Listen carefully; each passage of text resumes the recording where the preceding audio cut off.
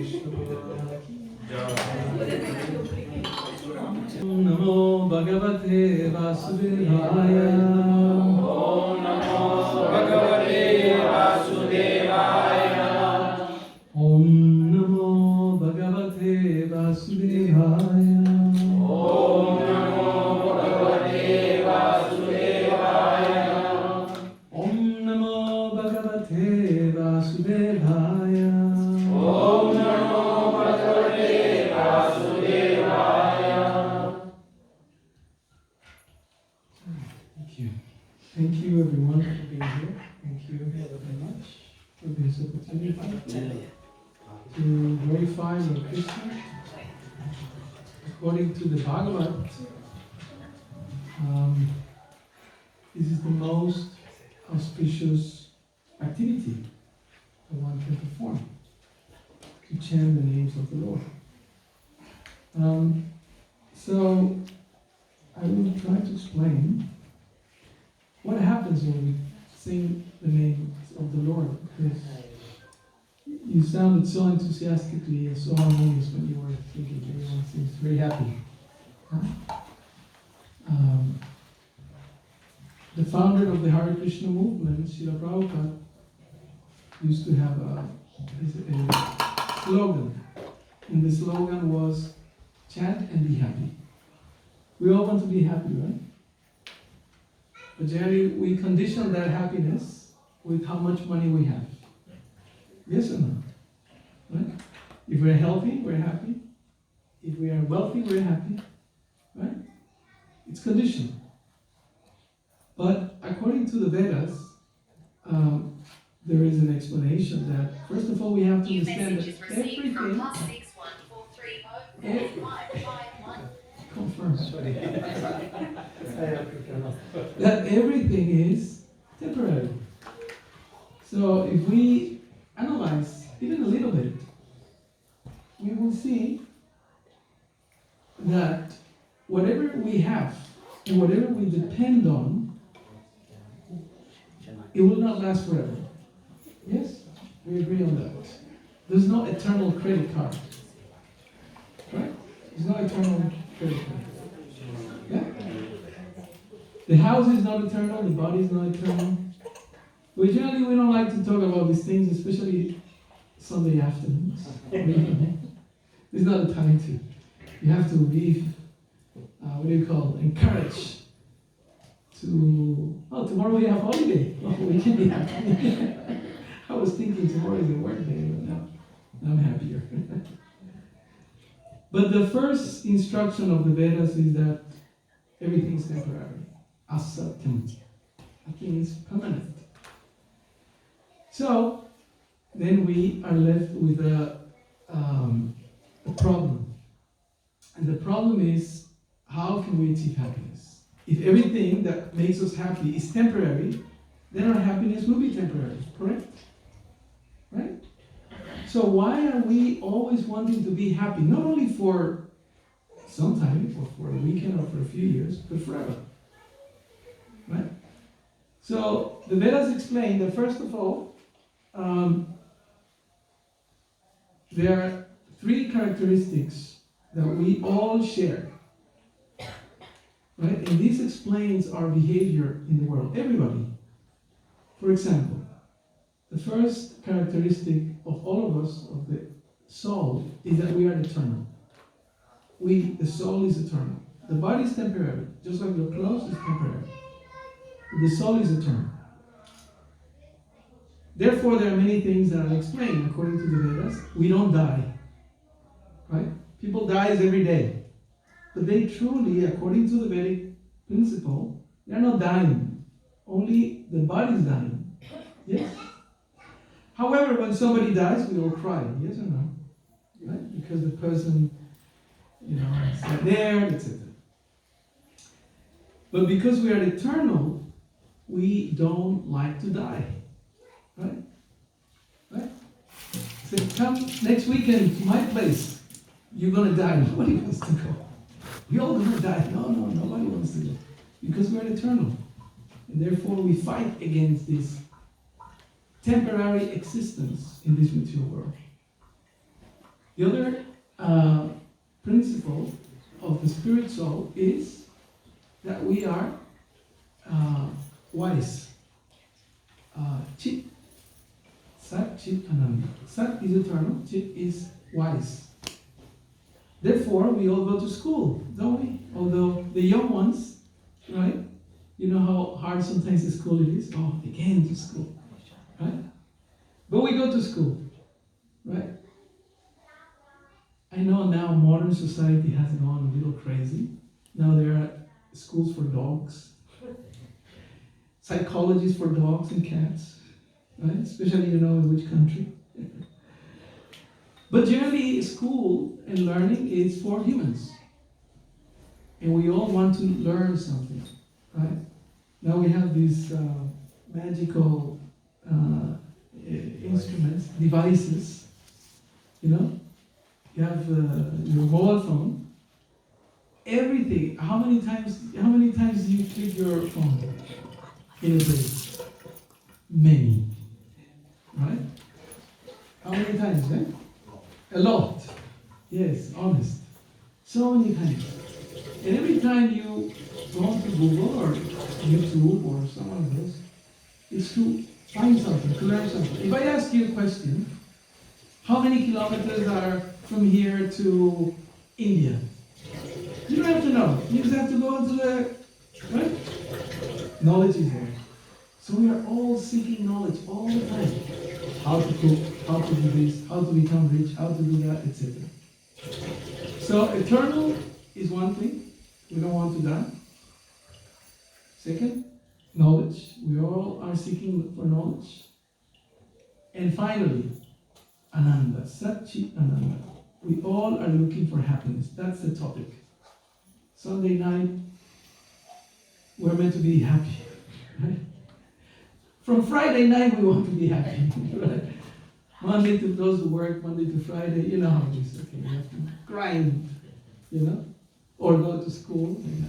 Friday night, party time. Saturday night, even happier. Sunday night, Monday morning, you are depressed.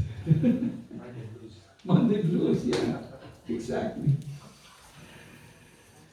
So the question is, how can we be eternally knowledgeable and happy?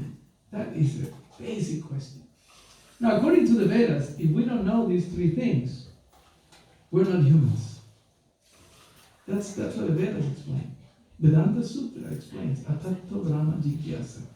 Now that you are in a human form, you need to find these questions, answers.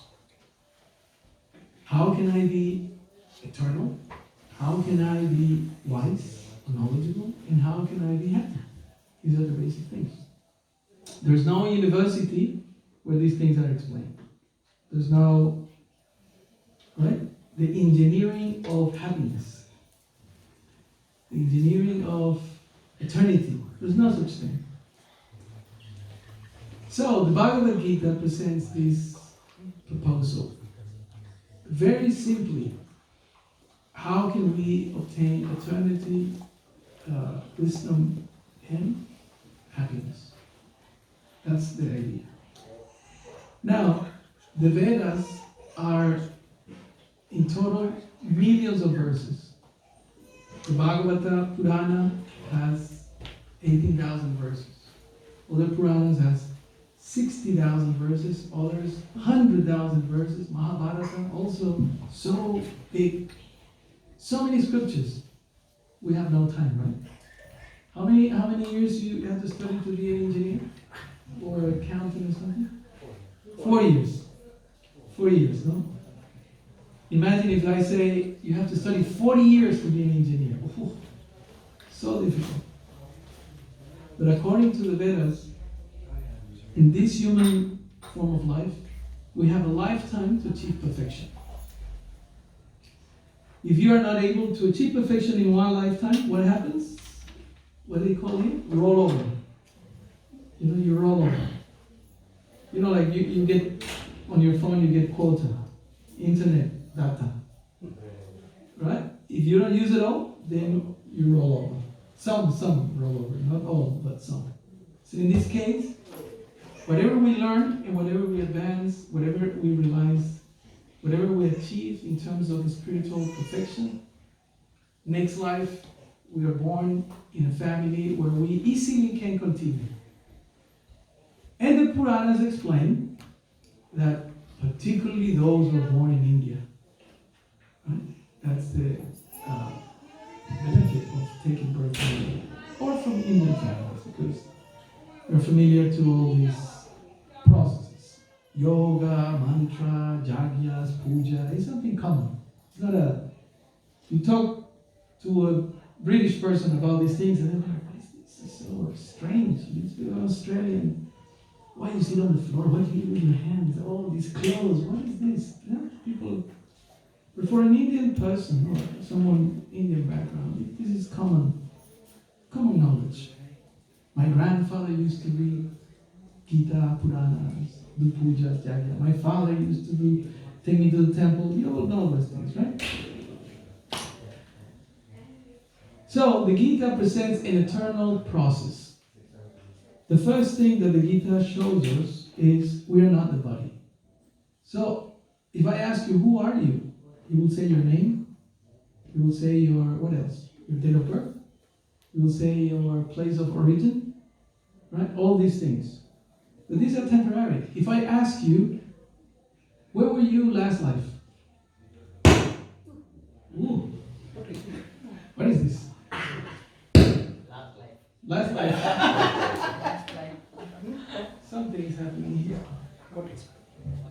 Should I use this? Something is going on. If I ask you, where were you last life? Anybody knows? Huh? They have a sense. Huh? We don't know where were we last life. Neither we know where we will be next life. Yes, we don't know. We hope. We all can have a little exercise within your mind and think, where do you want to be next life? Right? But we don't know for sure. Now the Gita explains that. Where were we last life? And where can we be next life?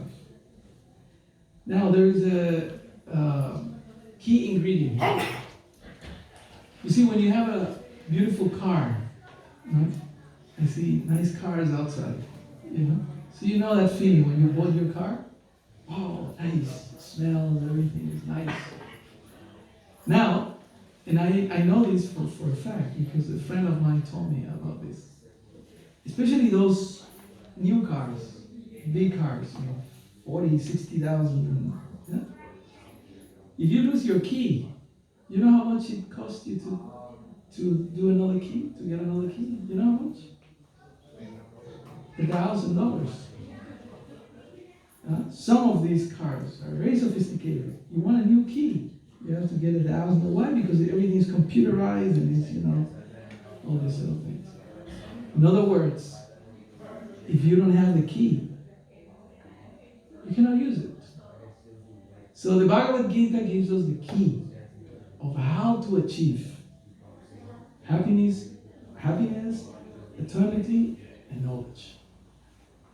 And once you turn on your car, ignite the engine, everything's perfect, you know, everything works. You can go here, there, turn on the radio, air conditioning, everything is baka, everything is so nice. Right? In the same way, Krishna explains that the key for that spiritual functioning of the material body is this chanting of Hare Krishna. Kirtan in general. So when we chant, when we pronounce these words, the names of the Supreme, Krishna, Ram, Hare, Vishnu, Narayan, then there is something that gets activated in our hearts. The more we do that, and the more we are able to do it with attention first, right, and respect, but eventually with love, then the more the heart becomes filled with knowledge. What else? Eternity and happiness. Right? So this is the basic, simple process, and this is why in the Gita it is recommended Satatam Kirtayanto Mam. Chant my name. We chanted Radha Raman, we chanted Radha Madhava, we chanted Hare Krishna. And somebody may think, oh, this is, what do you call it? Folk traditions, right? Some of you, I'm sure, you heard this chanting when you were little, in different parts, wherever you come from. You know, it's tradition. It's tradition. So my question is, why Russians, African, Chinese, people like me, I come originally from South America, we chant these names, you know, for decades, and we're still here chanting, right? Because it gives you something. A little story, why or how I came to Krishna consciousness. I was a normal, what's your age? You're young, right? 16. A little older, I was 17, 18. So, you know, at that age, you know, many youngsters just want to enjoy, that's it, right? I will work hard later, but now I want to enjoy. My friends, check the girls, go here, go there. That's what it is. So I was just a normal kid. So we were meant to go and have some fun. It was a long weekend, actually. It was a long weekend. So we were meant to go and have some fun. Go to the beach with a group of friends, boys and girls. So a group of us, we thought, okay, we're gonna go here, we're gonna go there, this and that. So 3 of my friends, 1 girl and 2 boys, they didn't come the next day when we were supposed to take the bus and, you know, to go to the beach. They didn't come. But anyway, we went. When we came back after the long weekend, we heard the news. They had been involved in an accident and 1 was dead.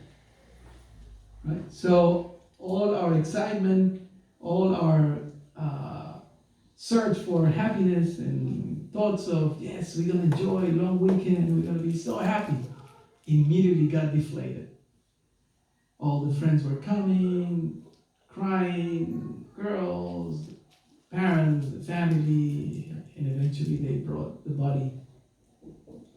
He had an accident, a motorbike accident. Just when there was some wedding or some party or something, he took the bike, he went, a new bike, went around, it crashed against a pole or something, died immediately. So everyone was so shocked. We were in the prime of our life, 17, 18 years old, dead. We didn't understand. So in Christian or Catholic traditions, when somebody dies, what do you do? Like in the Hindu tradition, you burn the body. But in the Catholic tradition or Christian tradition, put the body in a box, and then you put them in the cemetery, put them there, and that. So you remember when they were putting his box and people were fainting, you know, he was a fine swimmer, and I remember him. And I remember people were just collapsing, the sister, it was a tragedy. And I was just thinking, how? Why? I couldn't conceive how life can be so miserable. How is there a God? Why is like this? Why life has to be like this? So one of my best friends was standing next to me. And he whispered in my ear, he said, he's not dead. And then I said, hey, stop it, don't make jokes here, at that age, everything's jokes. So I said, hey, be quiet, don't say things like that. He says, no, he's not dead. The body's dead. He didn't die. You don't know, we are eternal. And I turned around and said, what are you talking about? He says, yes, I have been reading Bhagavad Gita.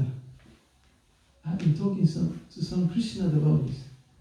And these people explain that the body dies, the soul never dies. And that, I was shocked. At that very moment, I could feel the whole overwhelming sensation of seeing death right in front of us immediately vanishes. I thought, if that's true, that's a really good proposal. So we went to the temple to speak to another friend who had become a devotee, and then we told him the news. Oh, we used to call him the Pelican. That was his nickname. The one who died. He said, the Pelican is dead. And then he said, no, he's not. And he opened the Bhagavad Gita, and then he read, Dinosmin jatadehe kaumaram jauvanam jara tatradeham tara praptis diras tatra namujati. Mujati means lamentation or confusion. Those who are wise, he said, do not lament, do not get confused when the body dies. Because you see, when the baby is born, there's a little baby here. But after 10 years, that body is going to change. And after 20 years, it's going to change even more. And after 40 or 50 years, really is going to change. By 80 years, it's totally a different body. It's the same person, but it's a different body. So within a lifetime, we are changing bodies. Just like how many times you change clothes during the week, during 10 years, 50 years, like that. So many times. So Krishna explains in the Bhagavad Gita, just like you change clothes, just like you change bodies from boyhood to youth to mature age to old age, in the same way we change body when we pass away, when we die, when the body dies. So he explained that to me, and then I thought, okay, this is it. I never heard something like this. This makes so much sense. So that was the first lesson that I received from the Bhagavad Gita. Then Krishna explains in the Gita, there are 3 things that we have to do in order to achieve happiness. The first thing is that we need to connect. It's like Prabhu brings his equipment, and everything depends on the connection, right? If we unplug that, nothing works, no? Like that. So in the same way, we are spiritual sparks. And if we connect ourselves with the supreme energetic, Krishna, the absolute truth, Bhagavan, then what happens? Everything functions. Right? But if we are not connected, eventually the light of our life dwindles, and then we die. So Krishna explains, chapter 2 of the Bhagavad Gita, that if we connect ourselves, and that is called, in general terms, yoga. Yoga, yukta, means connect. Huh? Yukta. Even in English you say, yoke. The bulls, when they put that thing, that union, it's called yoke. There are many other languages that use the same root. Yoga. So one of the things we need to connect ourselves. Right? Do something spiritual.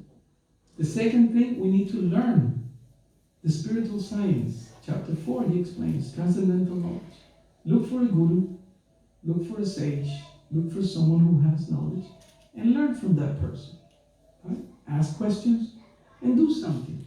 Traditional custom in India, for example. I remember the first time I went to a village, a very simple village. They were,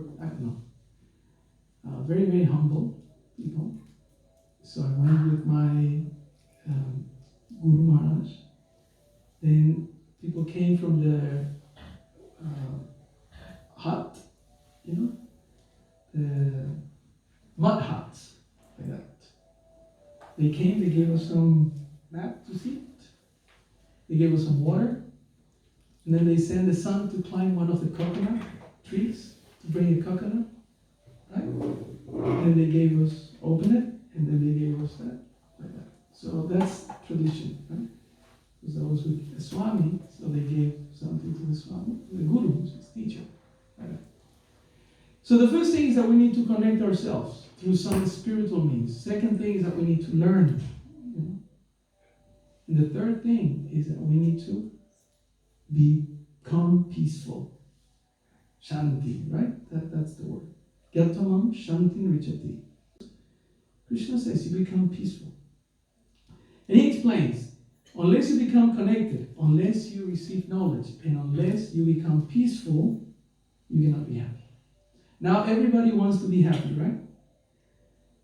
But what is the easier way to be happy? Go and get drunk. Right? It costs, I don't know how much it costs, alcohol bottle, I don't know, $20, $30, $40, whatever. So they buy it, oh, now I'm going to be happy. Happy, yeah. Next day, you know what happens. Maybe you have seen. So, through material elements, we cannot become happy. Through material elements, we cannot be eternal. For example, I remember in the 70s, I was a little kid, but I used to hear my parents talk about life insurance. So I asked my dad, Dad, what is this life insurance? Oh, that they give you a lot of money. The life insurance company give you a lot of money. And I said, oh, that's nice. So what do I have to do? My dad jokingly said, you have to die. That's the deal. You die, we give a lot of money to your family or whatever. I thought, that's not a good proposal. So we may buy life insurance, but life insurance doesn't mean that you're going to die. Then life insurance means that once you die, then they give money to whoever is left behind you.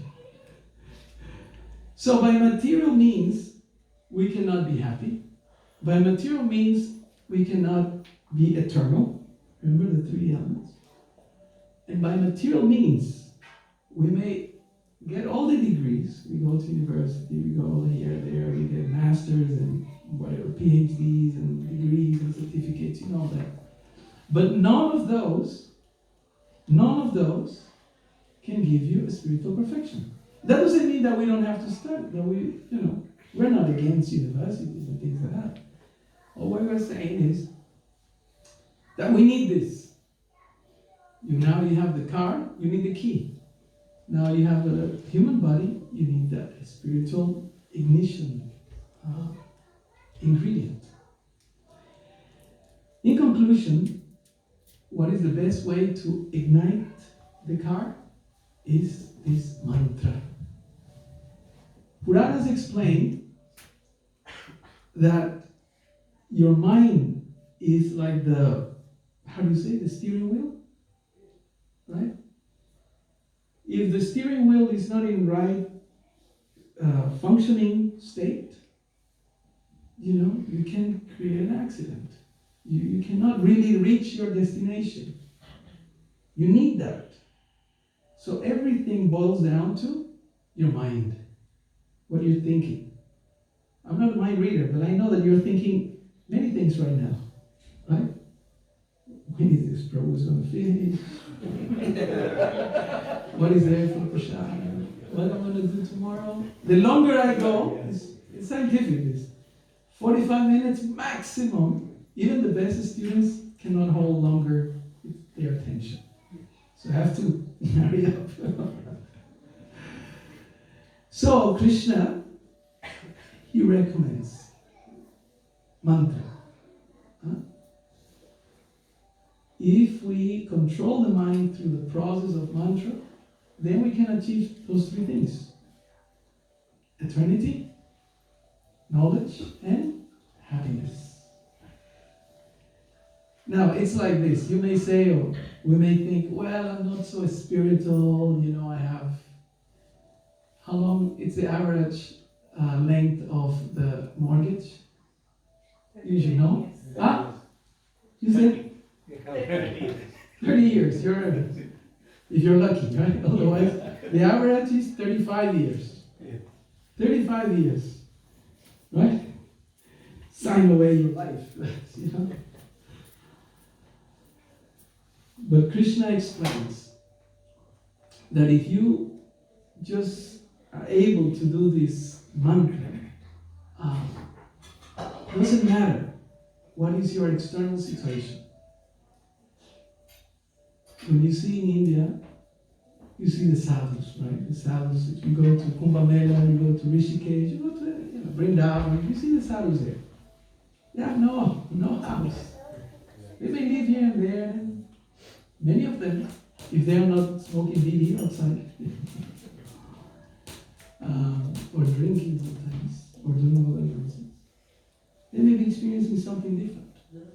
So, as I was saying, you may be thinking, I have a long mortgage, I have, 20 years more for mortgage, I have my daughter or son, and I have to marry her, and he has to graduate, and the whole thing that comes with family. I'm not a spiritual, I'm a materialistic person because I'm involved with this. But Krishna explains, everyone can achieve perfection. This Bhagavad Gita, how many years this Bhagavad Gita was presented? How many thousands of years? 5,000. Yeah? 5,000. No, more than that. Keep counting. So, in those days, it was presented the proposal that I explained, but at the end, we find one request, right? Requirement. What is that requirement? You have to surrender. Sarvadharmam parityajya mamekam sharanam praja. You have to surrender. You have to give everything up and walk into the forest or into the bush. Right? Leave everything behind. You know the stories. The great Maharajas just took off. Parikshit Maharaj, Jis Maharaj, the other Maharaj. But we're not recommending that. In this day, no one can normally do that. The only thing that is recommended in this age is chanting the names of the Lord. Namah Sankirtana Jasya. If we chant these names, all your sins, all your papa will be purified. I'm not saying it. Bhagavad Purana says. 18,000 verses, and the last verse says, if you chant these names, all your sins will be eradicated. If you chant with respect, because sometimes when we are in different places, even here in Perth, on Fridays the devotees go on chanting, right? In many places. I have Hong Kong, South America, many places, America, many places. And sometimes when we go chanting, then we find our friends. You know which are our friends? The drunkards. And they come chant Hare Krishna, Hare Krishna. In India also, they come and they do the dancing and people do. And sometimes you can smell why they are so happy. They are chanting and chanting and chanting. Now we may say, we are not spiritualists, or what to speak about these people who are drunkards. But according to the Gita, it is explained, that if you do this chanting, this stays in the heart. For example, if you get sick, right, you have a toothache, you have a fever, you have a headache, what do? You go to the pharmacy, right? You may know nothing about medicine, yes or no? Not that you have to show some certificate or nothing. You just go, the doctor recommends you, and says, go and buy this. So you go and buy, they say, you take 2 in the morning, 3 that, 3 days, whatever. Then you take it, and then you feel better. After 2-3 days, it's gone. Oh yeah, finished, no problem. In the same way, the Shastras, Krishna, Gurus, Sadhus recommend. Just do this. Namah Sankirtana Jasya. And if you do it, you will achieve these 3 things: eternity, knowledge, and happiness. Now, again, we may think, but I don't know. Well, try it. Yeah, try it. Somebody's sick, and they said, oh, I took some medicine and I got better. Huh? And then you think, oh, yeah, let me try that. Right? So that's the proposal. You try it. The more we chant, the happier we become. Now, you don't have to have all these equipments and this is like a concert, the whole thing is like amazing, You can use your clapping, as Prabhu recommended. You can chant within your mind. You can chant within your mouth. Yeah? You can chant with beats, with these beats, right? You can chant with your fingers, this is how you count this, like this. You can chant with some people chant with their phone, right? They click it there. Whatever it is, we need to chant. And there are so many stories in the Gita, in the Bhagavatam, in the Puranas that recommend chanting. Now in this age, the Bhagavad Gita was 5,000 years ago. In this age, 500 years ago, Lord Krishna appeared. And his associates appeared in the form of Chaitanya Mahaprabhu and gave the chanting of Hare Krishna, Krishna Krishna, Hare Hare, Hare Rama, Rama Rama, Hare Hare. You don't have to change your work, you don't have to change your dress, you don't have to change your address, your location, you don't have to go and live in the temple. You can do it at home. Here, beautiful altar. Dwaraka, right? Dwaraka, Krishna. So this is an embassy. Like when you have an embassy, and then you go and apply for a visa, go to America or whatever. Australians don't need much visas. With Australia, you can go to many countries without visas, so we're lucky to have that passport. But if you want to go to a particular place, then you go to the embassy. And then you put there, and you get a stamp and hope you pay something. So the same way, if you set up an altar at home, it's a picture, and then you do regular chanting, eventually your own place, your own home, imagine, I said, okay, Prabhu, you can have a consulate of, I don't know, a nice place in Europe, I don't know, Switzerland. Imagine, then you can stamp your own passport. Your wife and your friends, come, stamp. In a spiritual sense, it's the same. If you establish a bhakti kutir, it's called, where there's devotion, and we chant the names of God, then we can do a stamp to go back to the spiritual world where we live in full bliss, eternity, and knowledge. But we have to start now. If we don't start now, when the time of exam comes, where are the young ones? They escape already. Okay, here's one. When the exam time comes, you know what it is when you haven't studied? Huh? You know that feeling? You sweat cold, right? Oh, you start praying and doing all that, right?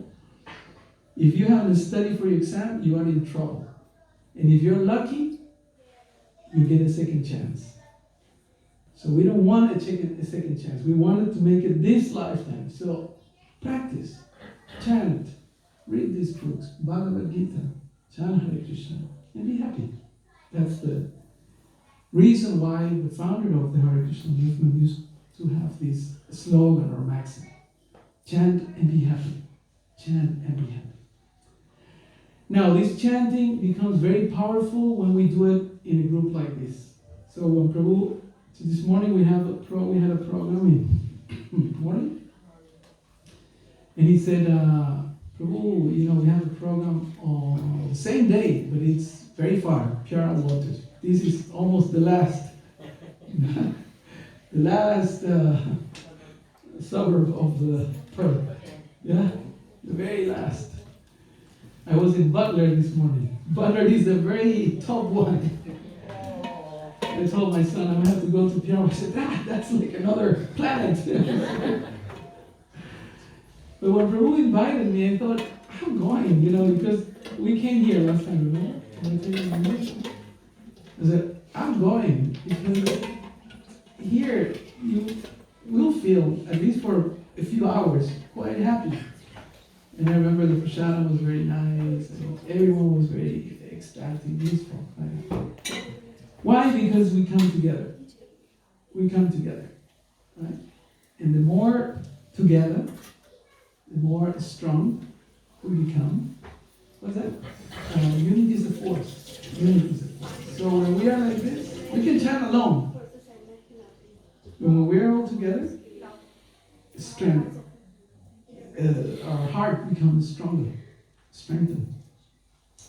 So this is the proposal. So just simple chanting. Hare Krishna, Krishna Krishna, Hare Hare, Hare Rama, Rama Rama, Hare Hare. And if you can do that in the morning, in the evening, midday, holiday, Monday, Tuesday, Wednesday, happier until the time of the exam comes. And you say, oh, I know. Hare Krishna, Krishna Krishna, Hare Hare, Hare Rama, Rama Rama, Hare Hare. And then the doctor will say, okay, not a problem. So we stop here. Thank you again very much for this wonderful evening. I want to abuse your patience and tolerance. But please keep doing this. Malti, thank you very much for having us once again. Beautiful home, Krishna's home. And so, not only Madhuri, but all of you, you all live in homes. I know no one's living under a tree, like a sadhu, or like a brahmani somewhere, in the forest. So you all have homes. Your home doesn't belong to you. Your home belongs to the Lord. The body doesn't belong to us. It's given to us, and one day we have to give it back. In the meantime, we offered it to the Lord. The house is a temple, the body is a temple. And the way for that to become a reality is by chanting these names of the Lord. So thank you very much. Chant Hare Krishna and be happy. Four families especially have come from Madhuri today for the class. Which are those families? Oh, wow! So next time, we all go to Bamburi. Count on us. Right. Bamburi. That's like what, 2 hours, 2.5 hours, 3 hours? 2 hours. No speeding.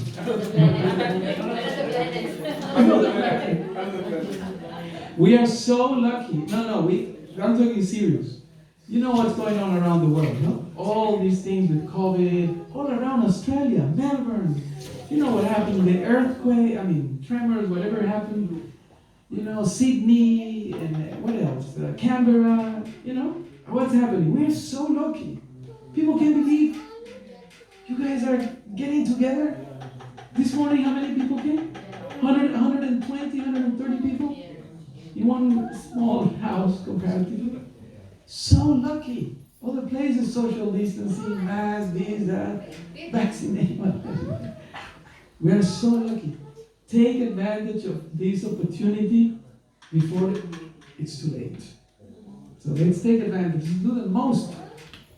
The more we can do, the better for us and for others. Thank you so much for Bamburi Loka. We shall go there. Okay? Any questions or any comments or any points? Anything we need to clarify? Well, the question is, what is for dinner? So thank you again, all of you, and thank you particularly to the host. Hare Krishna. Thank you.